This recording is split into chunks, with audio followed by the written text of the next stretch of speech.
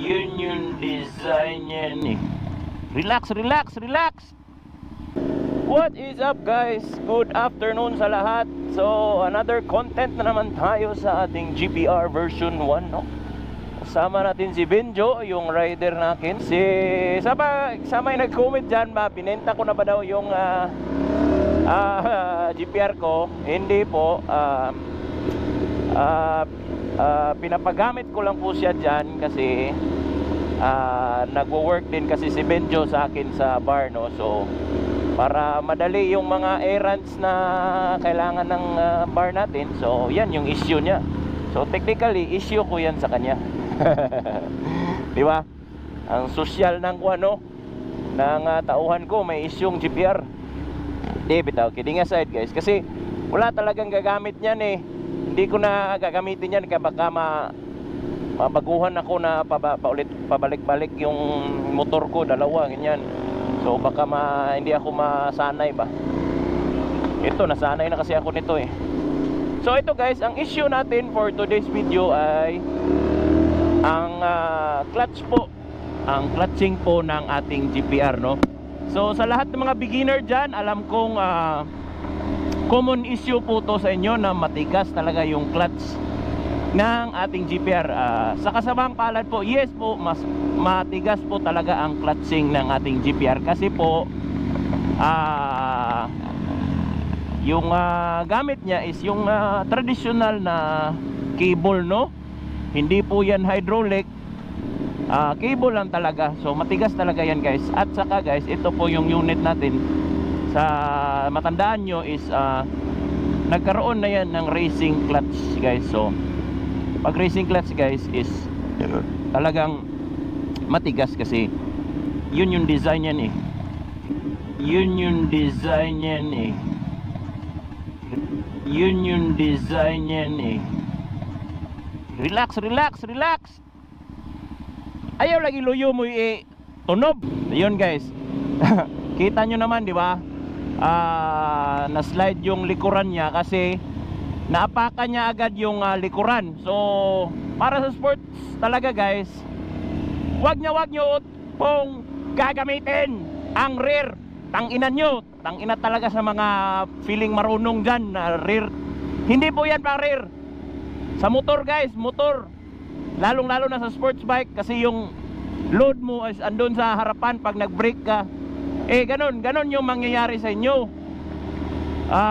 Mawawalan ng traction yung likuran nyo kasi yung weight nyo andun sa lahat sa kuwan, di ba? Sa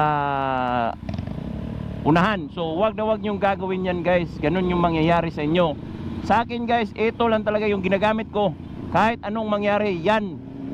Hindi ko kahit may ABS to, ito yung ginagamit ko, yung front. So wag kayong patanga-tanga dyan na maniniwala na likod talaga yung gagamitin. Ulol talaga. So galing ako dyan sa advice ng Tiger, ng kaibigan kong Tiger nyo, yung retraining ng mga HPG. Yun yung Tiger, yung mga kagaya nilang Jet Li, nilang kung sino pa dyan ng mga kuha na Tiger rider, no?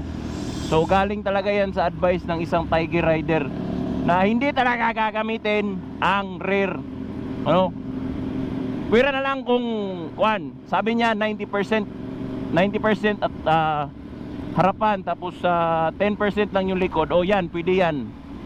Pero wag na wag nyong tatamakan yung rear niya ng suddenly.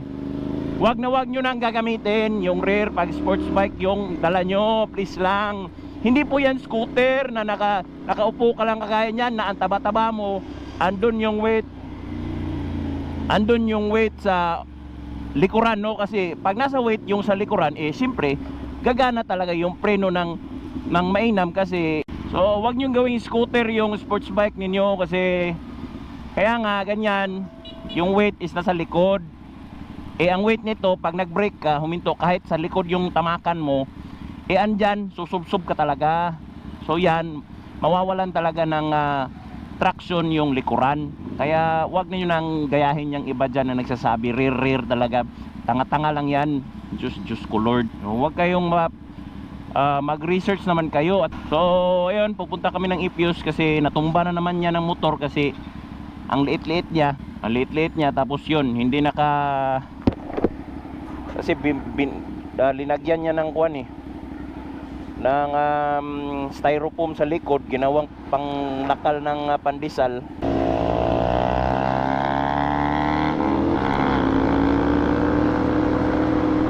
So yun guys, lesson learned talaga guys. Muntikan na siyang matumba kanina dahil yun nga, rear brake yung ginamit.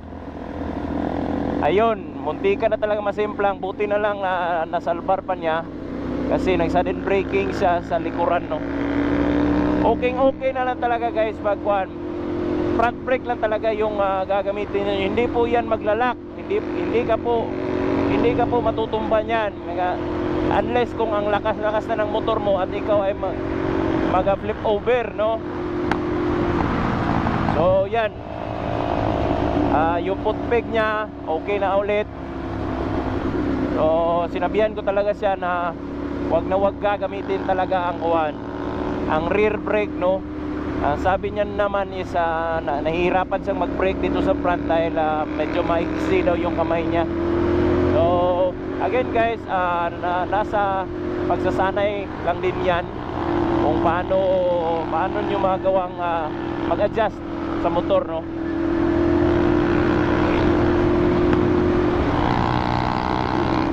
Iwan ko kung naga clutch slip ba yan kasi inadjustan ko yung clutch nya para maging tawag dito malalim, para hindi siya mahirapan mag-shift sa traffic. So titestingin ko pa muna yan. So yun lang muna guys ang ating for today's video. So hopefully may natutunan kayo sa sermon ko kanina.